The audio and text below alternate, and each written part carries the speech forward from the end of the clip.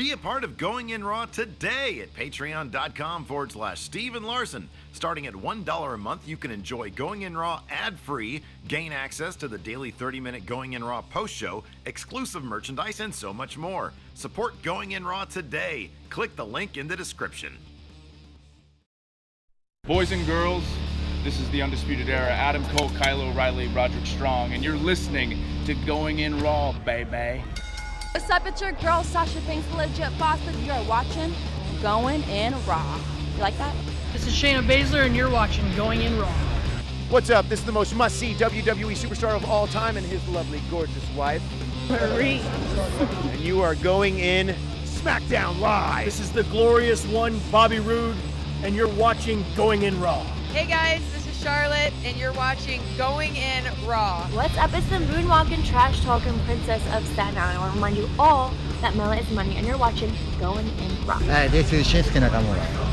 Shinsuke watching Going In the Raw. This is the knockout artist, Cassius Ohno, and you're Going In Raw.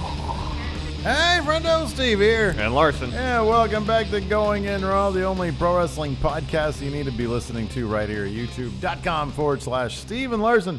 And available wherever fine podcasts are. Be sure to hit that subscribe button and the notify bell next to it to make sure you're always getting your new Going In Raw content.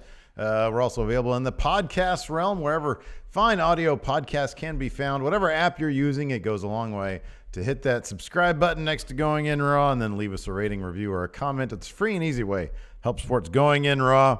We're also available on the Patreon at patreon.com/Steven Larson. It's another great way to support Going In Raw. We got a bunch of great new patrons, one of which during our Takeover reaction stream, Marcus Aurelius joined the Patreon family. Where are you running off to? And then we also got a new one, although I feel like this name is a name I've heard before, Larson's Black Cat Stepfather. Oh, were we off? I didn't even check the frame before we did that. I just sort of figured I knew what I was doing. Also, David Darkins, Gavin Hancock, and Edward Lopez are all new patrons. Welcome to the family. Thank you very much, everybody. Oh, my goodness gracious. Wowie wow. What a takeover. War Games! War Games! That was. Get over here, guys. Oh, I don't get a Kyle O'Reilly? Well, traditionally, you get Adam Cole and I get the two Kyle O'Reillys on here so they can shoulder. But if you want to trade, I'll trade you a Kyle O'Reilly for Adam I'm not Cole. Adam Cole. I want Kyle O'Reilly and Adam Cole. There's another Adam. You want two Adam Coles? There's one down there who's fallen off a cliff. I don't think the universe can handle two Adam Coles. We should be so lucky to get two Adam Coles. Anyways, Adam Cole ate the pin tonight in the main event. However, we'll get to that. End recap. Good night, everybody. In a nutshell, I mean, it's Takeover. It's fantastic. Yeah, I mean, they always deliver. I think Takeovers always deliver. If I had any complaint, it might have been to give the women's championship match more time.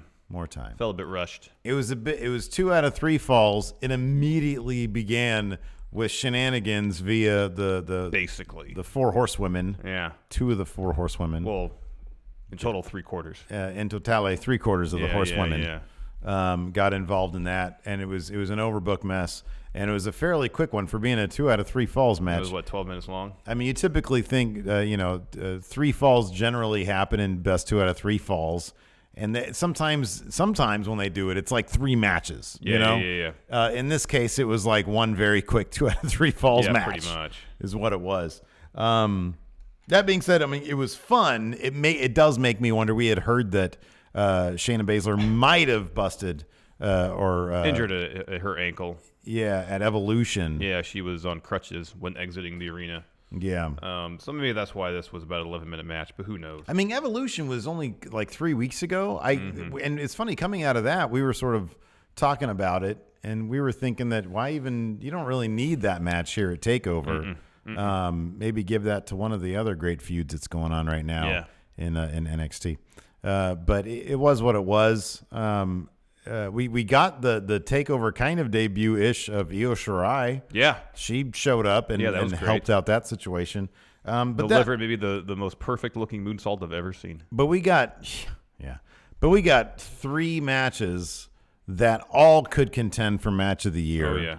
They were all up there. They're all easily 5 to 6 potato matches in our books. And yeah, they were really fantastic. That show was off the hook. I think the match I probably gravitate more towards.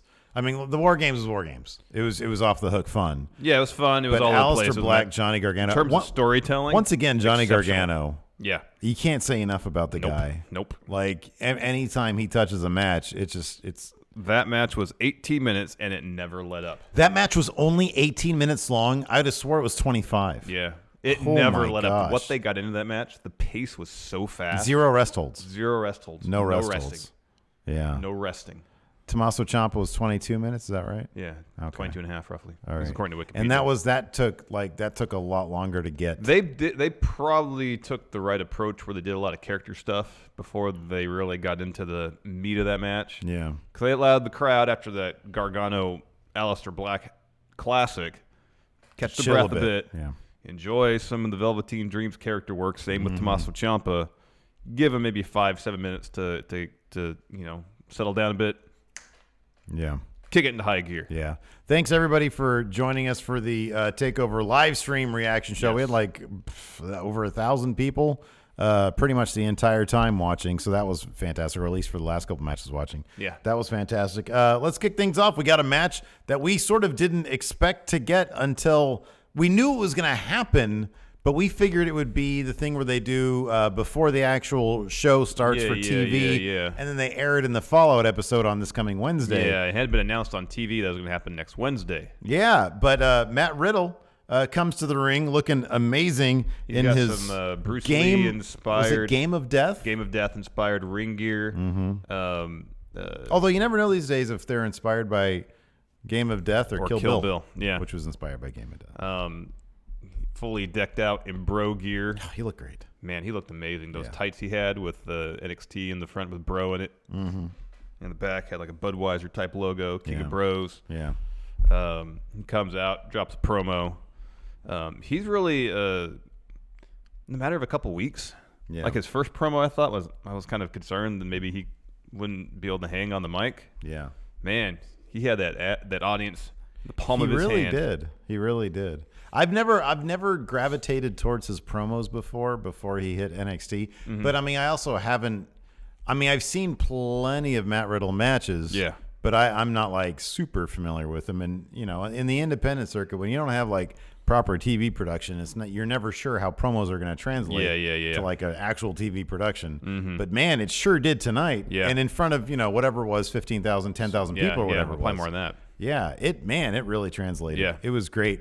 He calls out Cassius Ohno. He says, "Why don't we do it right now, bro?" He says, "We've got one ring. We've got two rings here. So why don't we do it now, bro?" Cassius Ohno comes out. He's got a mic. He's talking crap. He says they're gonna have to carry you out of here, bro. Yeah. Bell rings. Matt Riddle gives Ohno a running knee match over. Knocks him out.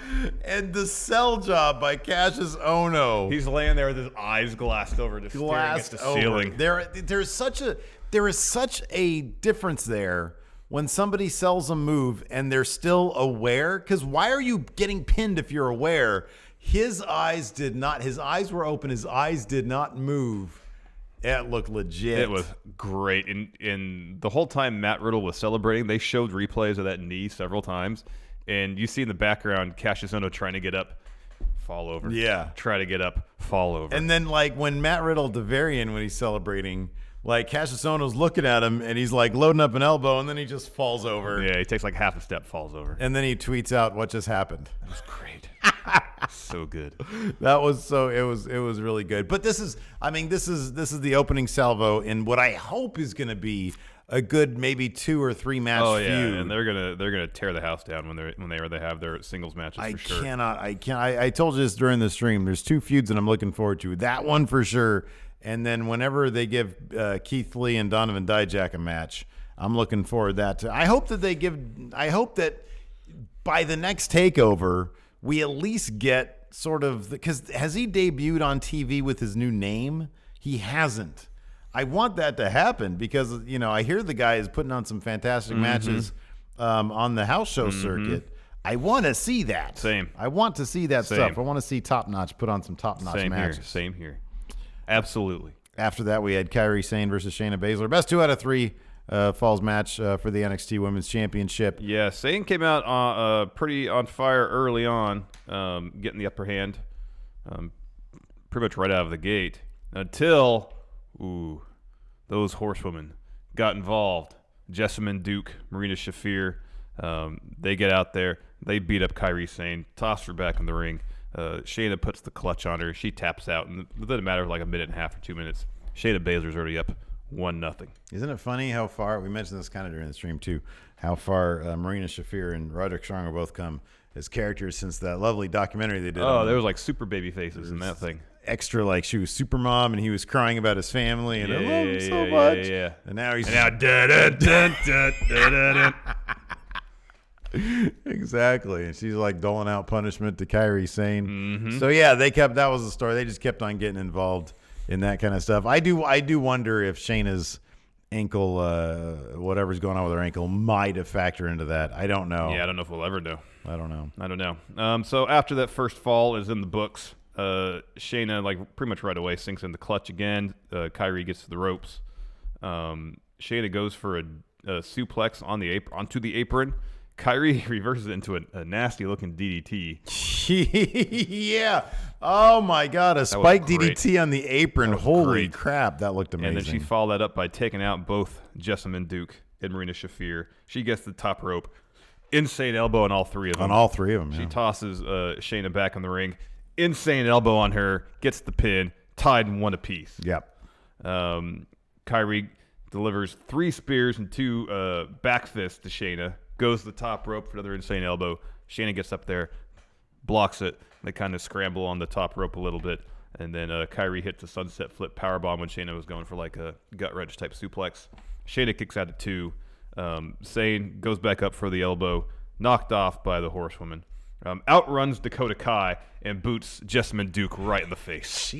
Jessamine Duke ate that shoe. Yes. She knew what brand it was because of the taste. Yes. Oh, she just ate that. The thing that I love is that you were putting in your notes when you did it. You heard me mark out for it.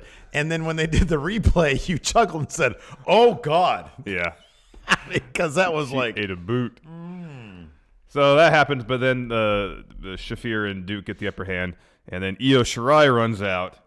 Does the most perfect-looking moonsault I've ever seen. It was immaculate.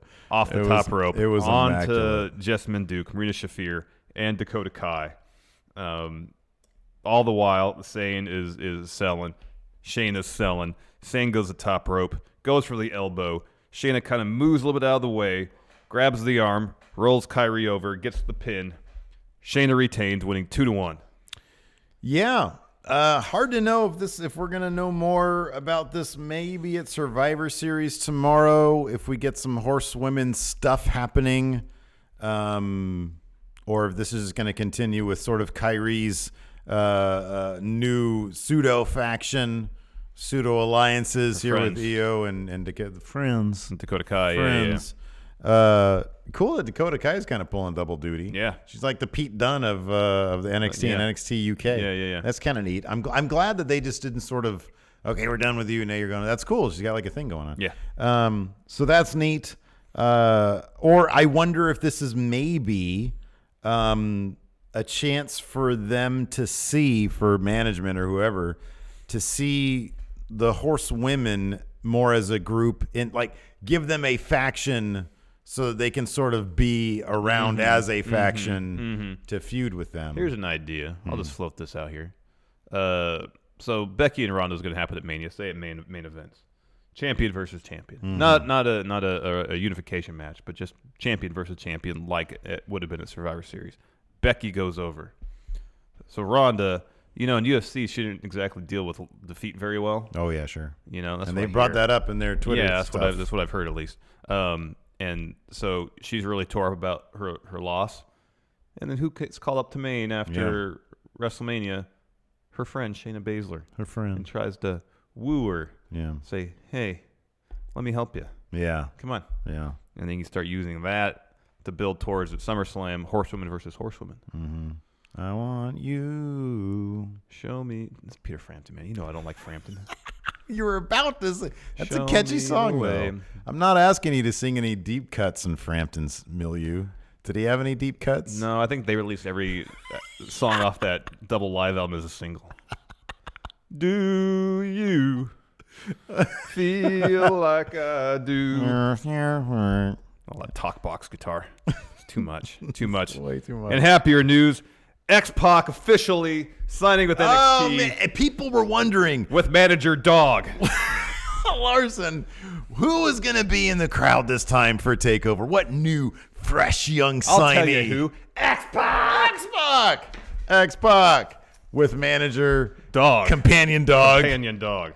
Oh, man, the stress is gone because of Companion Dog. Yes. Dogs are the best thing. They have their own show on Netflix talking about how great they are. X-Pac's here in NXT. I can't wait to see his... Hey, you know what, man? All jokes aside, I honestly, legitimately do not like using the term X-Pac heat anymore. I really don't. That dude was on a one-way path to literal death. Yeah. By his own admission. Yes. He turned it around. He looks great for a guy for what he's been through. Yeah. And he's got his own podcast, and he still wrestles. Good for X-Pac. Yeah. That's fantastic. It is That's fantastic. so great. It is fantastic. So, for someone who, I guess I could say pretty safely that neither of us were fans of his. Sure, yeah, no. Right now, it's hard not to root for the guy. It seriously, It's absolutely. hard not to root for him. It really. And it's funny because to see him bounce back as well. The funny thing is, like, you go back and like there are totally episodes of back in the Attitude Era. Like when he did the stuff with Kane, he was super over. Like that grouping was over. I know. It's just the X Factor stuff, and then he would do this stuff way too much. It was a bit much. Yeah. But like you said, it's hard not to root for the guy now. You know, good for him. Yeah, Dragon Reborn here says, "Per that dog relieves the X-Pac heat." Yeah. Let's not call it X-Pac heat anymore. No. I always like the term "go away heat." Yeah. That's just sort of better because it's what you want to. It's a little more general too. More literal. Go away. Yeah, it is.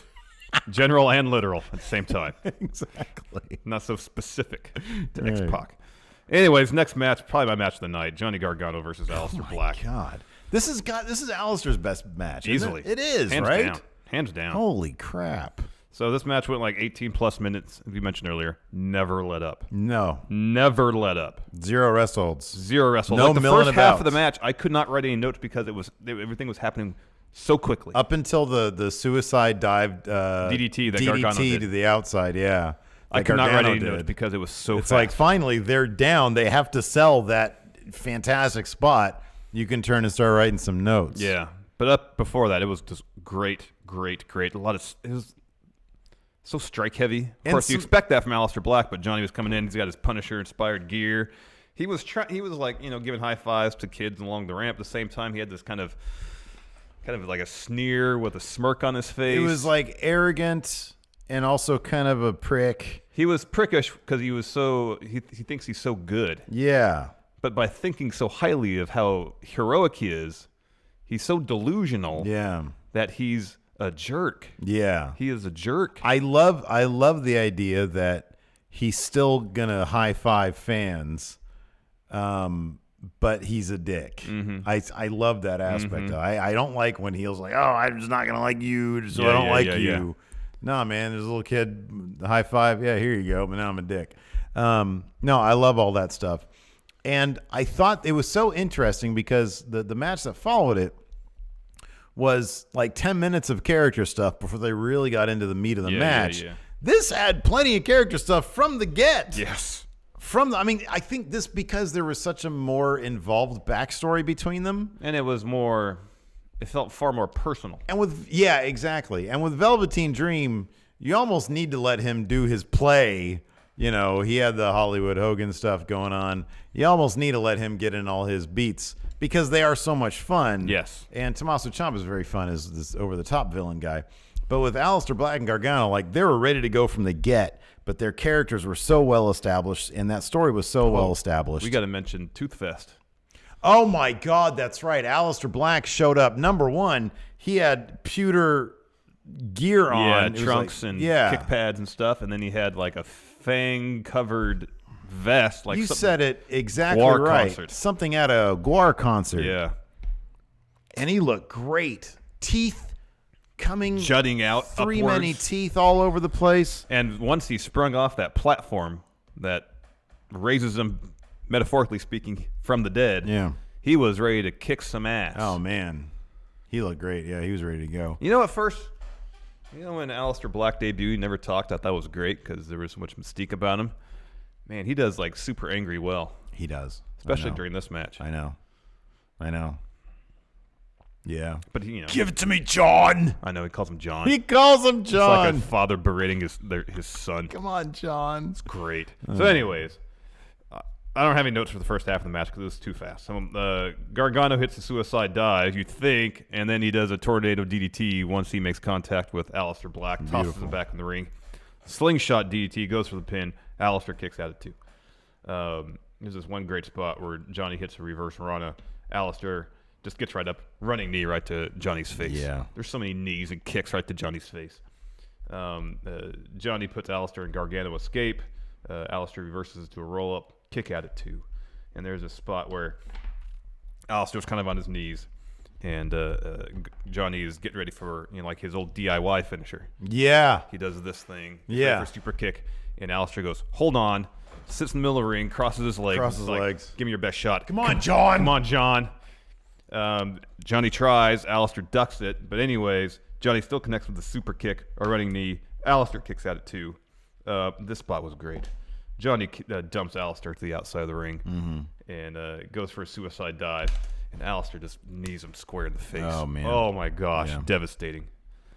Back in the ring, Johnny is asking for a black mass. He said, just give it to me. He says, please just give it to me. Please just give me a black mass. Give me black mass. And Aleister tries to oblige. However, Johnny ducks it, rolls him up. Aleister kicks out at 2, but then Gargano transitions right into Gargano escape. Aleister gets out of it. Aleister just rocks Johnny with a spinning knee, followed with a black mass. And right as Johnny starts to fall, Aleister puts his chest out. So Johnny's just resting his head on Aleister's chest. Yeah. And Aleister's He's just out on staring his at him, feet. staring at him, and says to him, Johnny, I absolve you of your sins. Kind of pushes him back up. Another black mass. Gets the win. It's a beautifully told story. It's a really beautiful match. It really is. 6 potatoes. Oh, 8. 8, wow. 666 potatoes. How many teeth does this match get? 3 many. How many teeth do you think are on that vest? 3 many. 18 many. 18 many. Just a fantastic match. And I'm guessing this will...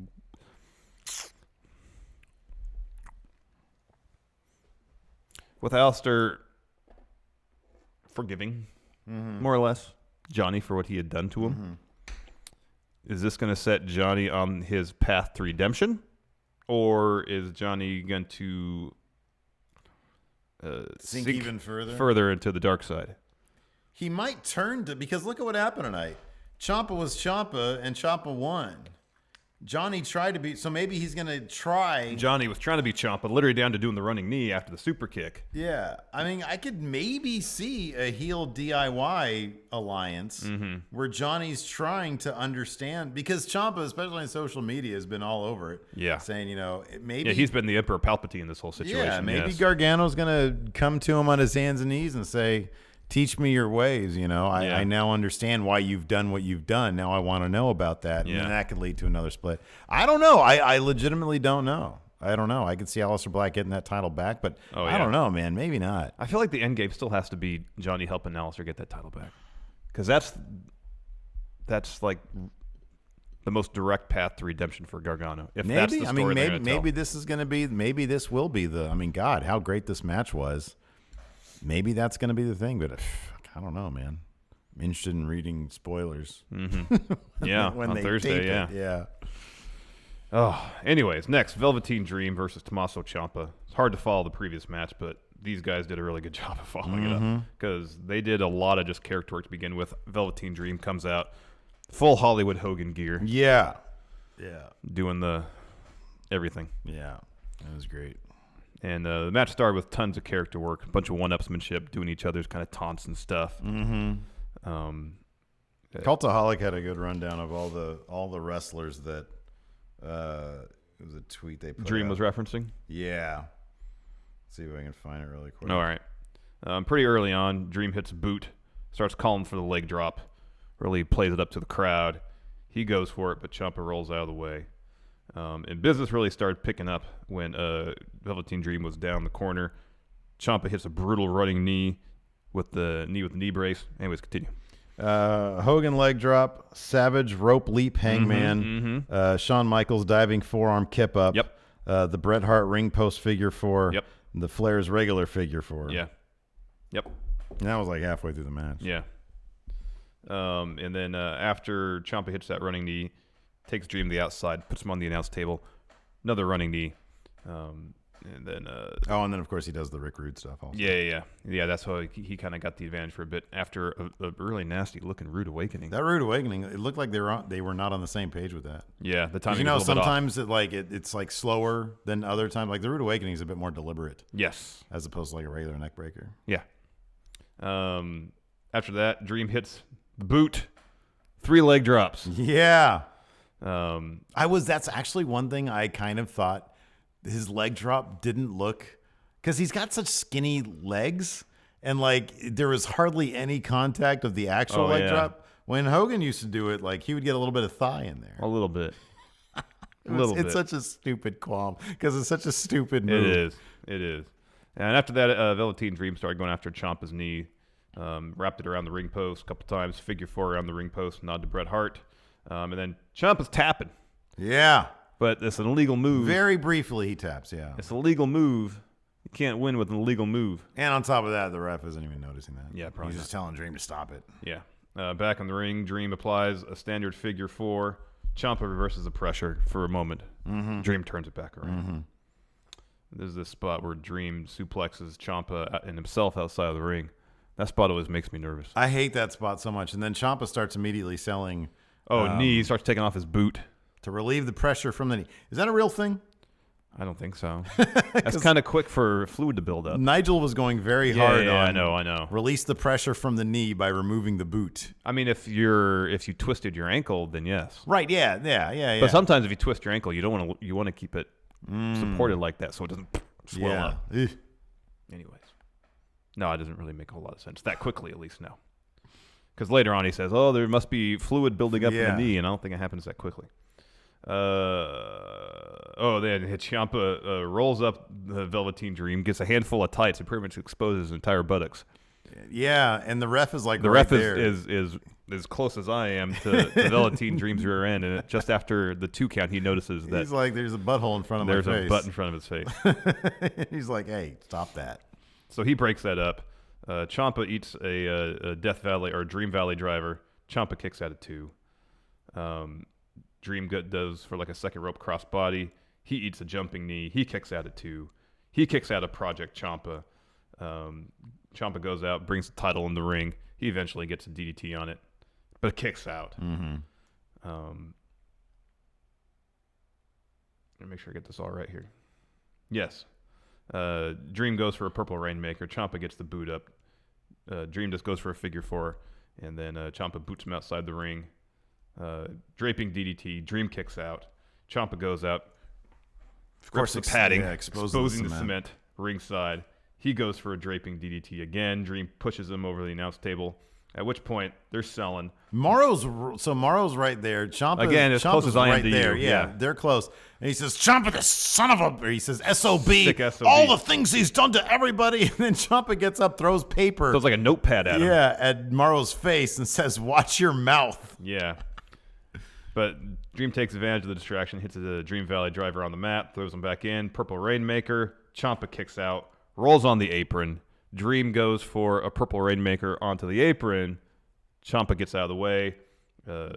Dream hits hard on the mats below. Ciampa takes him into the corrugated steel kind of partition in between that keeps the the two rings rings together, so there's no gap there. Draping DDT on that, rolls him back, gets the win. Great match.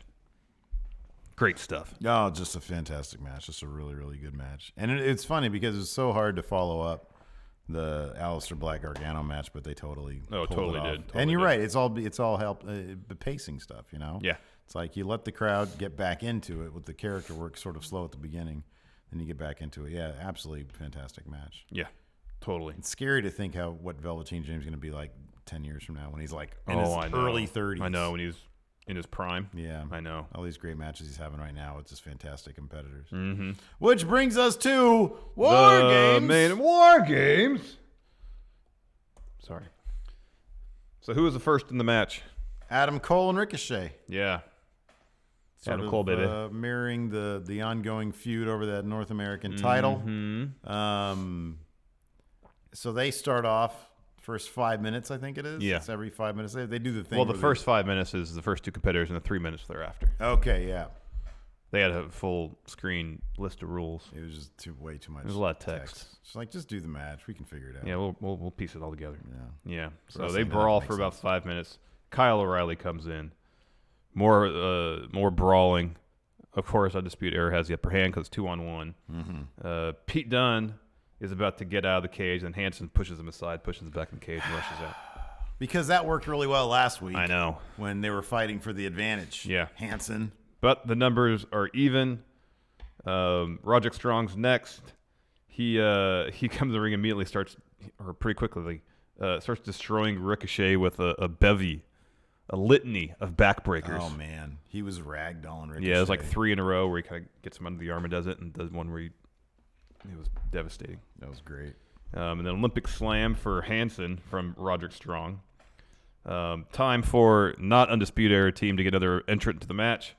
Ray Rowe pushes aside Pete Dunne, runs into the ring. I don't like all this Pete Dunne getting pushed aside, so especially given how he's that dude was basically like MVP of the match. Yeah, but he's got like a legit foot injury, man. He's limping around pretty bad. That spot with Ray Rowe, he does the power bomb, power slam combo on O'Reilly and Strong. That was great. Gosh, that was great.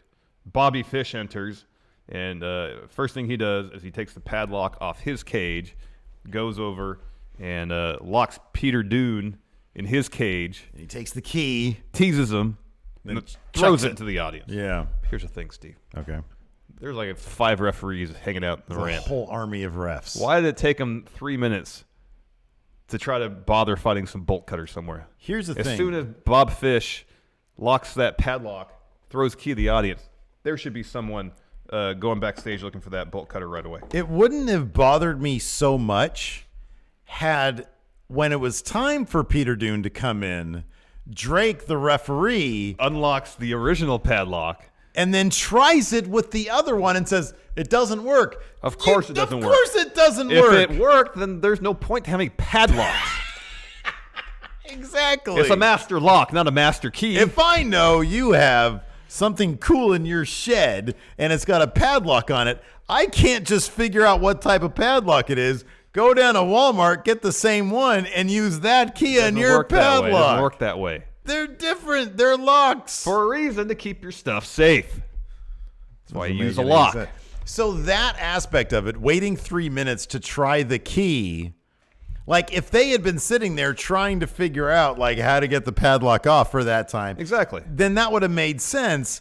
And then I don't know how to effectively tell that particular story, to be honest with you. Because I think it's simple as, so Bobby Fish does that, throws the key in the audience. He runs to that ring. He gets chairs out from in the ring with Undisputed Era logos on them. Hands about the member of Undisputed Era. They start beating on everybody. While that's going on, while people are selling, you just do a quick shot of them, the refs try to figure something out. Yeah. Back to the ring. Looking around, like seeing if they can do a bolt over here. Back to the ring over there. Over here. Back out to the ramp. Someone runs out with bolt cutters. They have the cutters on the chain. Back to the ring for a little bit, and then back clip. Yeah. Done. Yeah. So when the time comes up, runs off the clock, Drake can use the key that actually works with the lock that's on that cage. Yeah. And Peter Dunne get in the match. Yeah. Doesn't make any sense. No, it doesn't. It really doesn't make any sense. So back in the ring, though, Roderick Strong, he does like a Uranagi on Ray Rowe through a chair. Pete Dunne finally gets out of his cage. He goes around the ring, grabs a bunch of kendo sticks, a few garbage cans, some tables. And it's just mayhem. Again, Pete Dunne, he's the guy who becomes the MVP by introducing all sorts of great weapons and whatnot, using creativity. Yes. Not Hansen. Do have to make note, though, that Kyle O'Reilly managed to not hit himself in the head with the chair this match. True. He did the spot. He hits ropes. Chair rebounds. He gets out of the way. Very smart. However, he turns around, eats a boot on the chair from Hansen. He just needs to ease up on the chairs next year. There is a spot where Kyle O'Reilly was kind of fumbling around with the chain. Eventually kind of got Pete Dunne in an ankle lock with chain somewhat involved. And then you have all of Undisputed Era forming a shield in front of them, like egging on War Machine and Ricochet to get in the ring, and they were swinging chairs at him. There were a couple different allusions to like that movie 300. Yes. During War Games. Yeah. I noticed. And then eventually Ricochet just like hurls himself over the ropes. We also forgot to mention that what? Team War Machine guys, the non-War Machine guys, had face paint. Ricochet and Pete Dunne. Pete Dunne did not look like he wanted that paint on. No. Ricochet maybe. They both seem self-conscious about it. A little bit. War Machine had some fantastic helmets, homemade helmets. Finely crafted helmets in their garage. So eventually, though, Ricochet launches himself over both ropes, sets of ropes, into Undisputed Era. Mm-hmm. Eventually, Pete Dunne gets out of the hold. Bobby Fish spears Ray Rowe through. There's that one spot where it looked like Bobby Fish may hurt his knee again. Oh yeah, where he kind of got his legs taken out from under him. And yeah, he was man, limping around on his injured knee. War Games probably isn't the best idea to have your first match back. No, it isn't. I mean, there was still a good 30 minutes left in the match, and he seemed okay, but you never know. Yeah, like these guys are tough. Exactly. After that, Hansen splashed through Kyle. He did. So he gets him on the top rope, kind of walks out on the top rope a little bit, and then jumps from that ring into the opposite ring. Yeah, that was crazy. Putting Kyle through a table. Yeah. Goes for the pin. Roderick Strong breaks up with a garbage can. And then Adam Cole decides it's time to go climb to the top of the cage. As does Ricochet. Yep, shortly thereafter. And they're up there punching each other and brawling a little bit, and Pete Dunne gets involved, and Roderick Strong gets involved. Well, they start to try to push Ricochet off the cage, because if he gets out of the cage, then they lose. Yes. Is that what they said? Yes. If you if you flee the cage, your team loses. Okay.